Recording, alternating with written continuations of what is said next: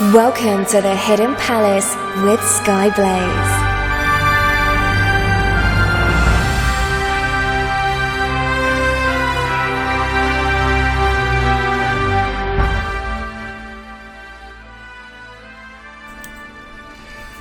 Good morning, afternoon, evening or night, wherever you are in the world. No, I'm not Skyblaze, but this is still the Hidden Palace here on Radio Sega.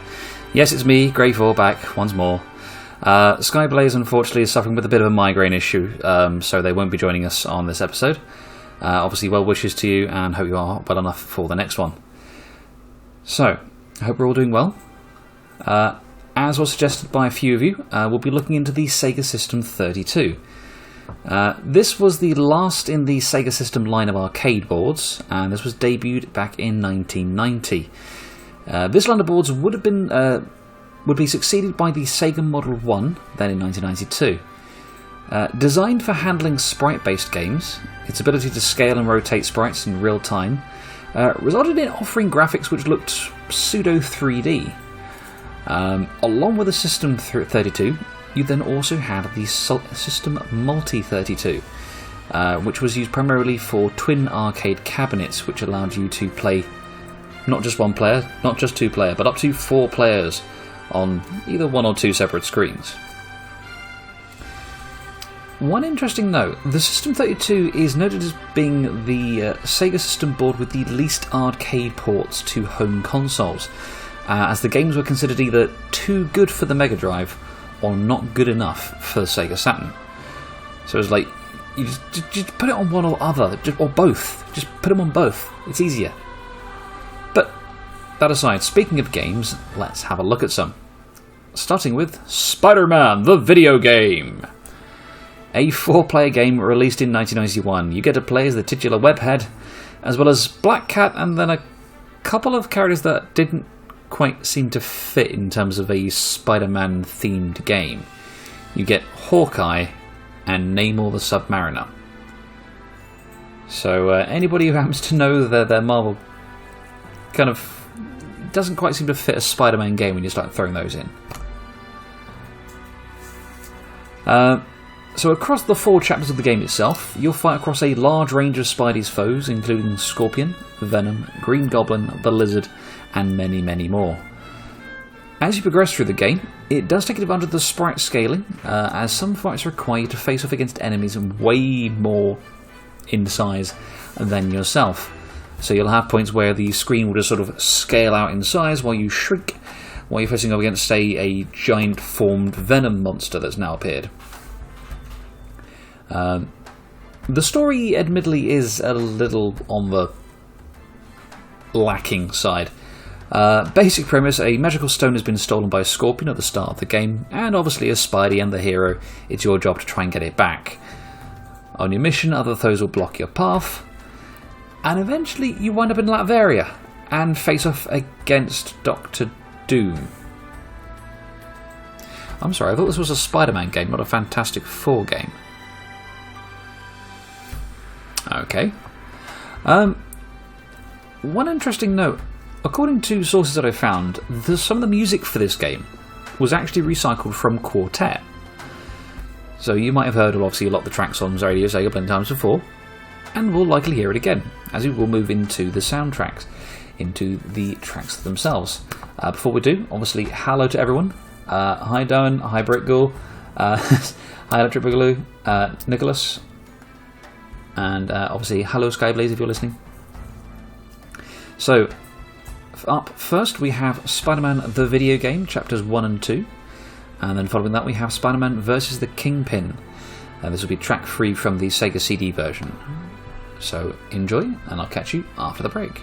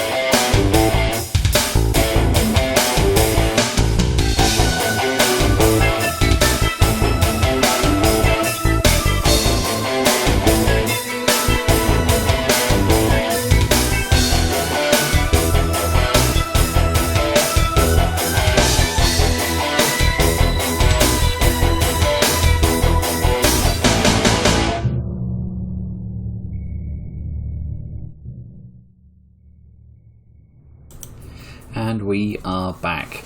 So yes, that was Spider-Man the video game, chapters 1 and 2, commonly similar tracks to what you would get from Quartet, because they were more or less transposed, and Spider-Man vs. the Kingpin, track 3 from the Sega CD version. So, moving on from Spider-Man, next up we have a fighting game. We have Dark Edge.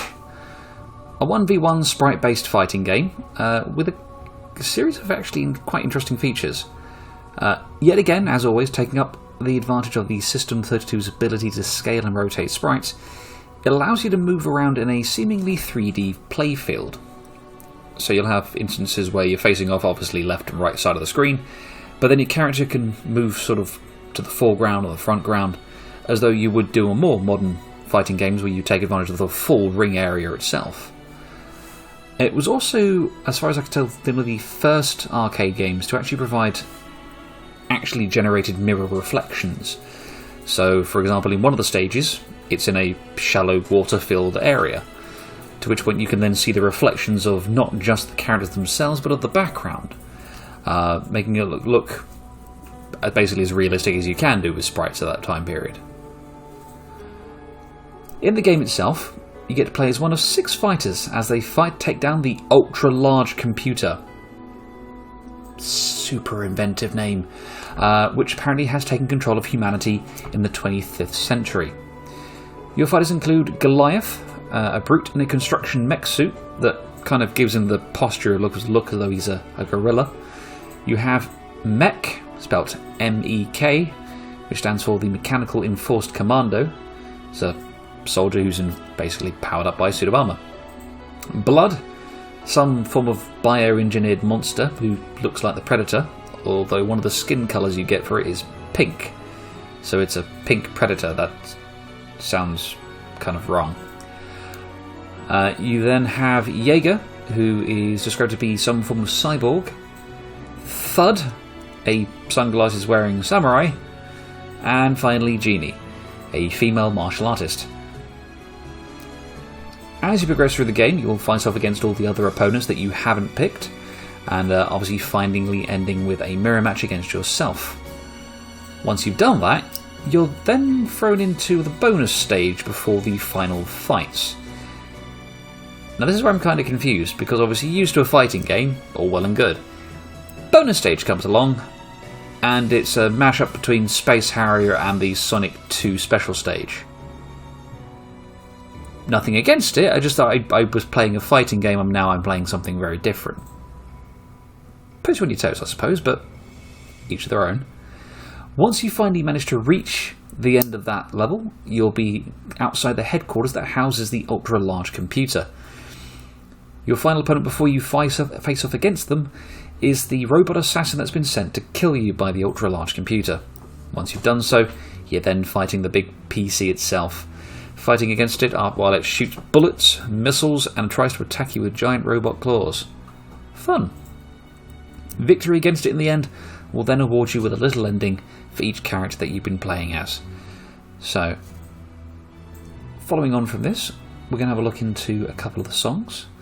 Having a quick look in the chat, we've got Electric Boogaloo posting some links to some YouTube videos for said games I've mentioned so far. So if you are in the Discord chat, maybe worth having a look at those.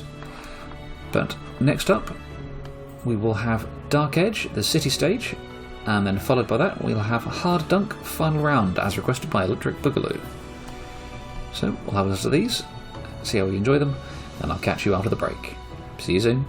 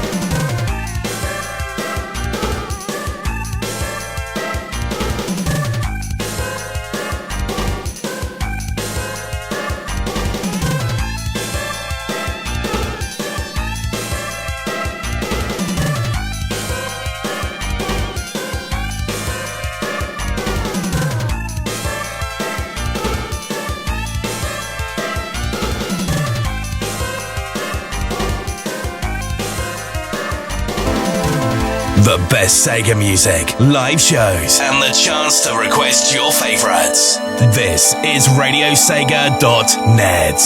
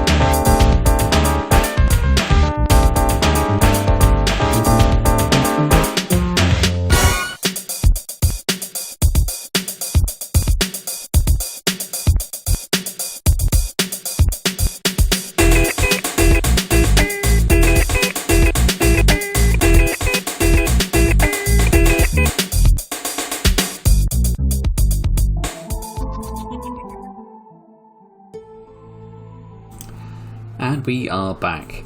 So yes, that was Dark Edge City Stage, followed by Hard Dunk Final Round, which was requested by Electric Boogaloo. So before we move on to the next segment, let's have a quick look back over on the chat and see how things are going on there. So there was a bit of a discussion on the Oki rap, which appears in the Spider-Man video game, which, as noted, is a bit of an odd choice of track because the fact that the System 32 doesn't use Oki chips. So actually, I'm going to be a bit of a philistine here, as I do not know necessarily what those are. Not a chance to look that up. But it does seem kind of weird that they would put that track in if it doesn't use the chips necessary for it. Later on, we've had the amusing story of Doan's cat Hugo apparently helping answer some queries during their Twitch stream by getting on the keyboard and pressing about on all the keys, it seems. And last but not least, obviously we've got Brick Ghoul here, unfortunately having to leave us as they're really tired and obviously have to get up for work tomorrow. So no fear, Brick Ghoul. Obviously you rest up and sadly get back to work tomorrow. Have fun all the same. So, moving on to our next game, we have Sega Sonic the Hedgehog. Not just Sonic the Hedgehog. Released in 1991, this was actually, for the longest time, the only game in which Ray the Flying Squirrel was a playable character. That was until Sonic Mania Plus was released, then you got that. This game has you playing as Sonic, Ray, and Mighty the Armadillo, as they're kidnapped by Eggman, and after breaking themselves out, have to work together to escape from Eggman Island. The game itself is played in an isometric view, as you move around using a trackball controller. Why, I have no idea, because it just means that it makes emulating it so much harder. And you only get one other button, which will cause you to do a spin jump. Main goal is simply to reach the end of the course, without dying, which, having looked at the playthrough for it, is a lot harder than it looks. Hitting obstacles or getting hit by objects, such as a lava flow for instance that's chasing you, will cause you to lose health, which can only be restored by collecting rings. At the end of each course, your rings are then totalled and then points are awarded, with bonus points being given if you manage to collect at least half or more of the rings on the course itself. So there's a percentage sign as you do so, and it will confirm if you've got any bonus points. You'll have about 7 stages to go through, a small selection of which you can find online. A small scene will play between the transition between each of the different levels, where Eggman is sort of panicking and tearing his moustache out and banging against the monitor, plotting a demise further. As you reach the final stage, set in the Eggman Tower, and you manage to make your way all the way to the top and finally face off against Eggman, you don't actually face off against Eggman. He sets the whole tower to explode and gives you an entire 20 seconds with which to save your skin. Failure to reach the end of the level within those 20 seconds will result in an immediate game over. But succeed, and you'll get to see our heroes running away as they're running towards you while the Eggman Tower explodes in the background. Of course, they don't look back, because only cool guys do that. They always look forward when the explosion goes off. Now, one interesting bit of trivia I found out about this game is that compared to other Sonic games released at the time, it was the first Sonic game which had voice acting at all, not counting sort of emulated voice from sort of chips themselves, such as Sonic CDs. See you later! And it also had on-screen dialogue, so again you'd see the dialogue of the characters themselves as well. You didn't really have that in any other games. So, following on from this, we're going to have the Sega the Sonic the Hedgehog All Over for credits, and following that we have Air Rescue Mission 4, requested by Nicholas Hamann. So we'll listen to those 2 tracks, and then we'll catch you again after the break. Enjoy.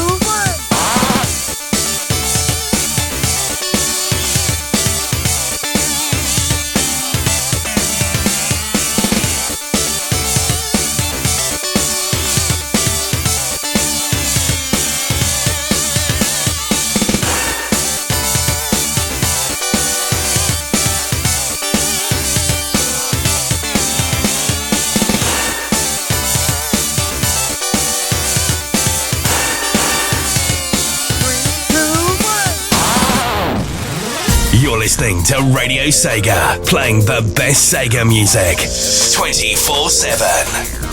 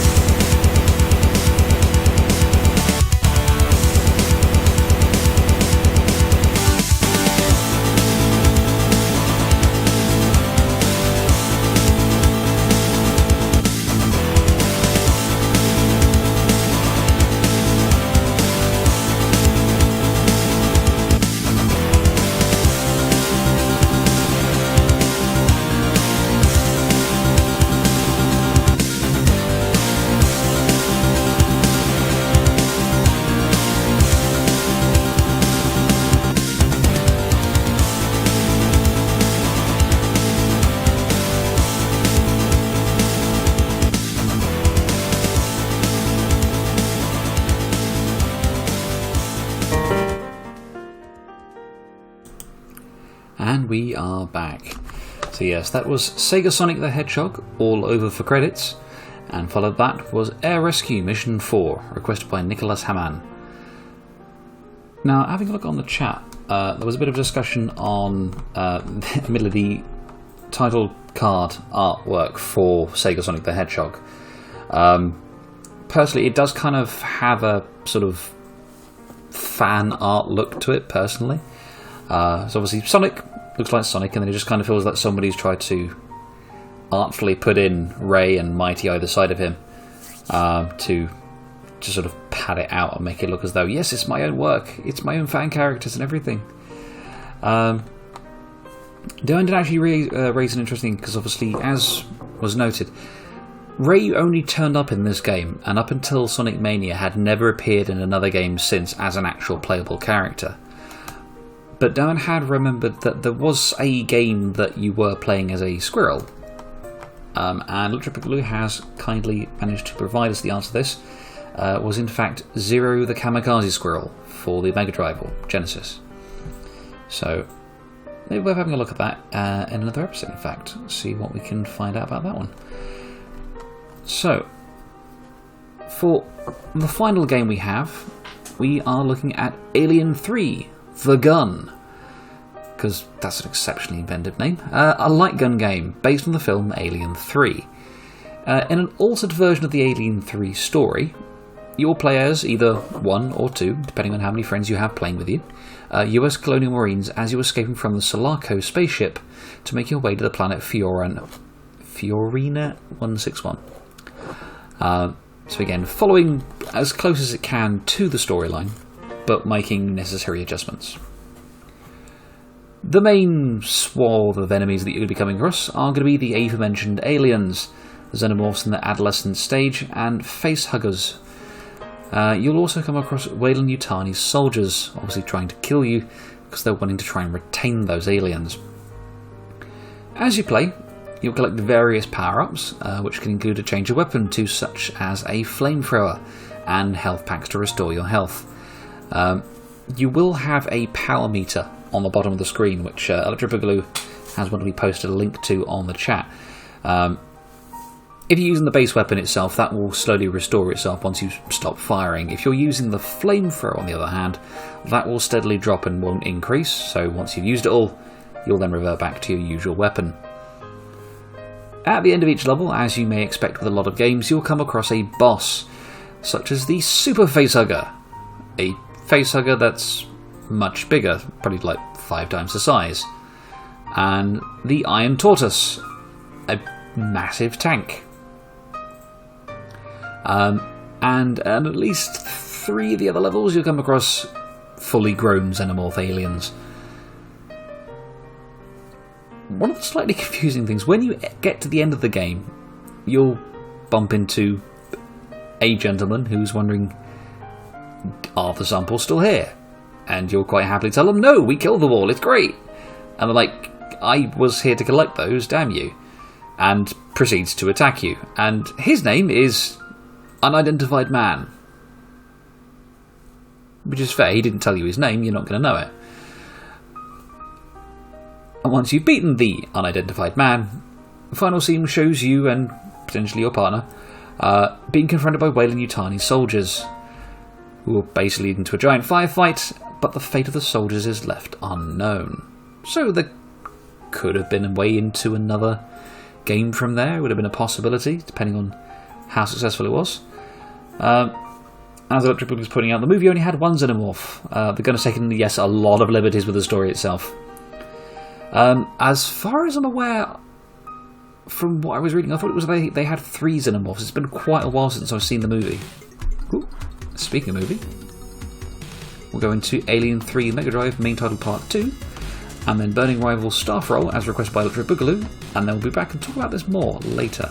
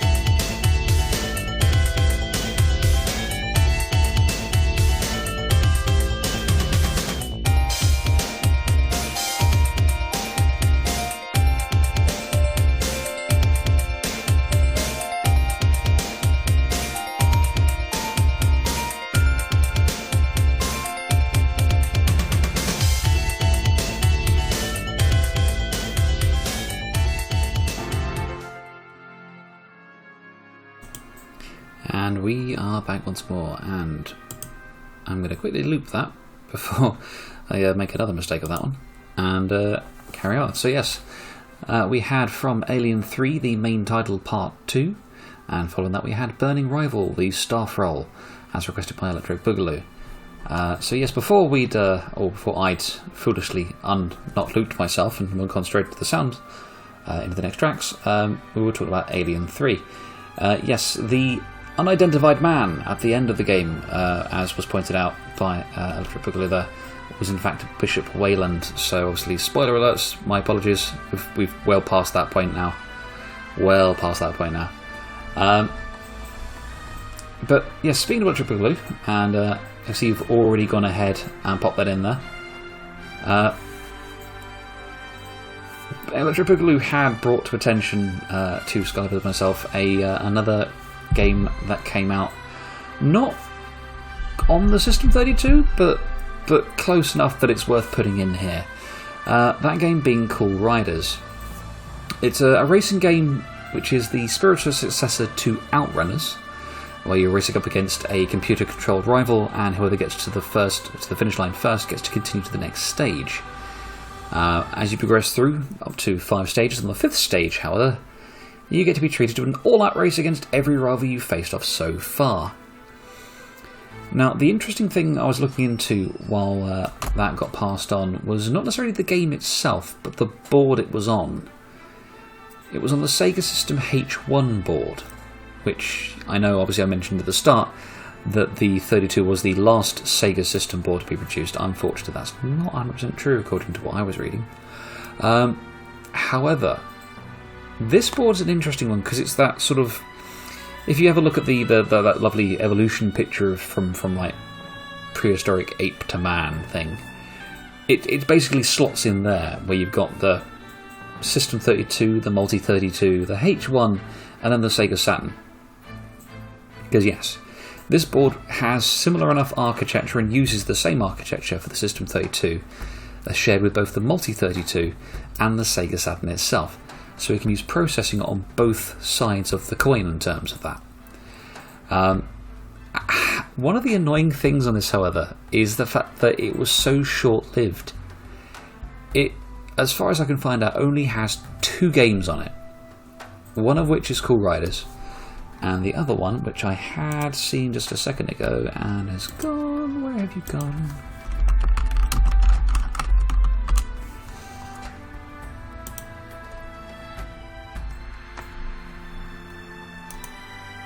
Oh, where is this retro one, isn't it?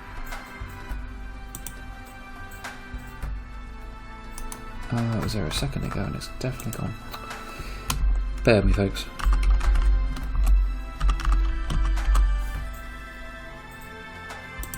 There we go.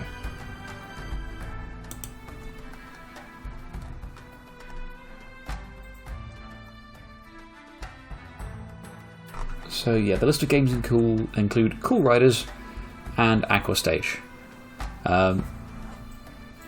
which sadly I've not got a lot of information on, just the fact that it runs on the same hardware as Cool Riders. So I might do a bit more investigating, potentially look into bringing that into another episode. But yes, thank you for bringing that to our attention, Electric Boogaloo. As I say, being a short-lived one, it's not really a lot to really put into its own episode, so it's best put where it's got enough similarity as being in this one. So thank you very much for that one. So, moving on to Chiptune Corner. Scoggler's had a good look round and come across one particular artist that wants to make a highlight to. This one being Rainbow Dragon Eyes, all one word. They've been making music since 2006, using just a Game Boy and a Sega Mega Drive to compose tunes which combined high-intensity EDM with heavy metal influences for a fairly unique sound. And I am just going to pop on here, there we go. And I popped into the Discord chat through Skyblaze a link to their Bandcamp. So, what we're going to listen to now is Rainbow Dragon Eyes' Fortune's Dividend. Catch this, and I shall see you after the track.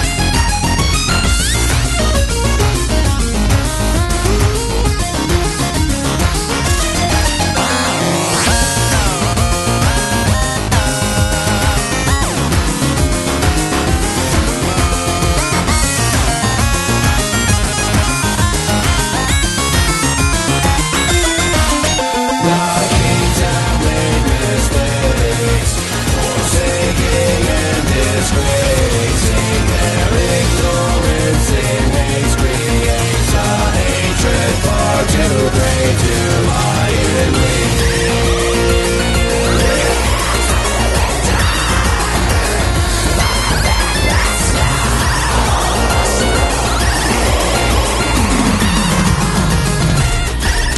I stop at the fortress doorstep as I make to burn it down. I hear a voice calling to me, threatening, warning traitors to the ground.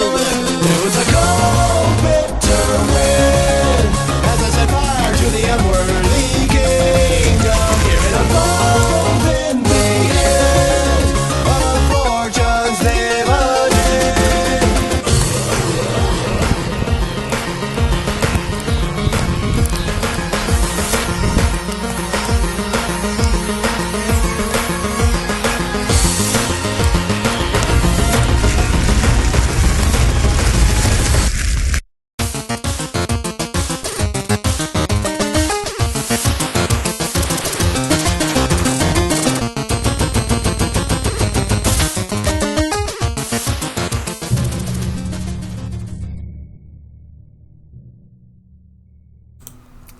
And we are back once more. So yes, that was Rainbow Dragon Eyes with Fortune's Dividend. Quite a nice track on that one. I quite enjoyed that one. Definitely want to look at picking some more of those tracks up if I get the chance. So as noted, I've put the link in the Discord through Skyblaze, so you can have a look at that and enjoy the tracks from there. So thank you all very much for listening. Obviously Skyblaze once more sends their apologies for their absence, but we will hope to be back in regular steading for next Sunday. There's an event going on for Halloween next weekend that we're going to on the Saturday, so we won't be able to do the show then. As always, you can always suggest topics to us for any future shows. Those can be sent to Blazing Skies to Skyblaze on their Twitter at Blazing Skies, through the official Radio Sega Facebook Twitter pages, or you can, if you are on Discord, just contact Skyblaze directly through that. I'd like to thank everyone who has been with me through this one today. So quickly running back through the start so I know who I'm not going to be missing. So missing out on is obviously going to be Electric Boogaloo, Nicholas Hammam, Eclipse, obviously Brit Gamer, obviously had to go earlier, Doan, Skyblaze of course. I know I've catching up Eclipse. And going back to the modern time, and there was Wolf who I saw mentioned on here. Yes, Wesley Wolf, there we go. And I think that is everyone. So yes, thank you all of those who were in the Discord chat I've mentioned. Any I haven't, my apologies, but thank you all the same. I have been Greyfore. This has been the Hidden Palace here in Radio Sega. I hope you have all enjoyed yourselves this evening, morning, evening, or wherever you are in the world. And we will catch you again this time next week. To sign us out, there'll be one last track. It's the Arthur X Medic final boss theme from the Sonic Mania Remixed. So we'll do that, and we'll sign out, and we'll catch you all then. Bye bye.